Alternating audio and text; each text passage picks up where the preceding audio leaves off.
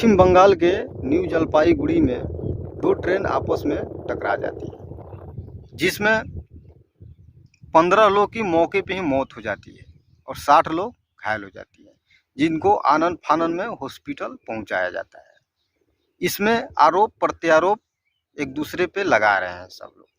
Rail मंत्रालय की तरफ से आरोप लगाया जा रहा है कि जो रेलवे के कर्मचारी है, जो स्टेशन प्रबंधक है, जो ट्रेन ड्राइवर है, वो गलती कर रहे हैं, लेकिन हकीकत तो कुछ और ही है। इनके कार्यकाल में आप लोग ये भी देखे होंगे कि कोई ट्रेन चल रही है, उसमें ड्राइवर ही नहीं है। 3 घंटे तक ट्रेन चलती रही, लेकिन उसमें कोई ड्राइवर है ही नहीं। वो ट्रेन जाके लकड़ी के सहारे रुकती है। और आप एक खबर और भी सुने होंगे कि एक ट्रेन है जिसमें ड्राइवर ही सो गया, ड्यूटी करते करते सो गया। 3 घंटे तक उसको जहाँ ट्रेन रोकना था वहाँ भी ट्रेन नहीं रोका और आगे लेके चला गया। ऐसी ऐसी घटना आप लोग इनके कार्यकाल में 10 साल में सुने होंगे। 10 साल में किसी न किसी तरह से बहुत बार ट्रेन एक्सीडेंट हुआ, जिसकी कोई गिनती नहीं है। लेकिन ये महानुभाव अपनी गलती को कभी स्वीकार नहीं रहे हैं। क्यों नहीं रहे हैं? क्योंकि इनको मंत्री के पद पे आसीन रहना है। जब भी होता है ट्रेन एक्सीडेंट, ये रेलवे के कर्मचारी, रेलवे के अधिकारी पर थोप देते हैं, लेकिन ये कभी रिस्पॉन्सिबिलिटी नहीं लेते हैं कि नहीं मेरे वजह से ये हुआ है।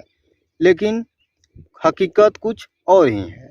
ज़रा सोचिए, ये जो रेल मंत्री हैं, ये हमेशा बुलेट ट्रेन और वंदे भारत ट्रेन की बात करते हैं। अब बताइए, इनसे को ज़रा कोई समझाइए कि इनसे एक साधारण ट्रेन नहीं संभल रही है, तो ये बुलेट ट्रेन क्या संभालेंगे।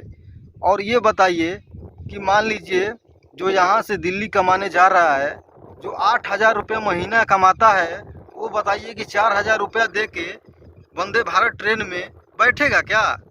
बैठेगा।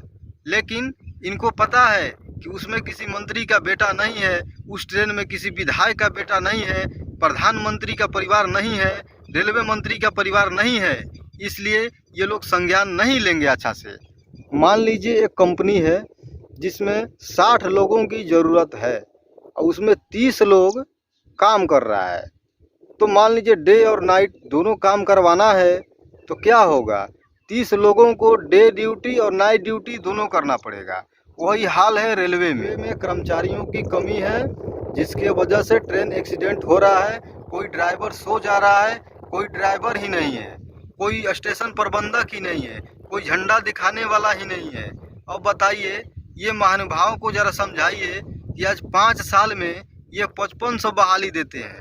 आखिर युवाओं के भविष्य के साथ खिलवाड़ ही तो कर रहे हैं। और बोलते हैं कि ट्रेन एक्सीडेंट ड्राइवर की वजह से हो गया, स्टेशन प्रबंधक की वजह से हो गया। ज़रा इनको समझाइए कोई। हमारे रेल मंत्री के बीच में अगर थोड़ा सा भी नैतिकता बचा होगा तो ये इस्तीफा दे दें, नहीं तो आप लोग ज़ोर शोर से आवाज़ उठाइए, नहीं तो इसी तरह से आप लोगों का हक मारा जाएगा। कोई बोलने वाला नहीं होगा।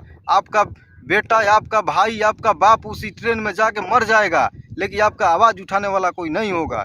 इसलिए इस वीडियो को इतना शेयर कीजिए, इतना शेयर कीजिए कि इस मंत्रालय तक पहुंच जाए। जब भी मीडिया सवाल करती है तो ये सवालों का जवाब गोल गोल घुमा के दे देते हैं, ताकि किसी को समझ में ना आए कि ये कहना क्या चाहते हैं। ये सुरक्षा कवच की बात कर रहे थे कि हम सुरक्षा कवच लगाएंगे जिसमें 2 ट्रेन आपस में कभी नहीं टकराएगी। लेकिन इनका सुरक्षा कवच कब लगेगा? कब लगेगा? जब पूरा तरह से रेलवे ख़त्म हो जाएगा तब लगेगा क्या? जी अपने आप को IITian कहते हैं, लेकिन मेरी समझ से इनकी बुद्धि एक चपरासी से भी कम है, जिसको आप लोग देख ही सकते हैं।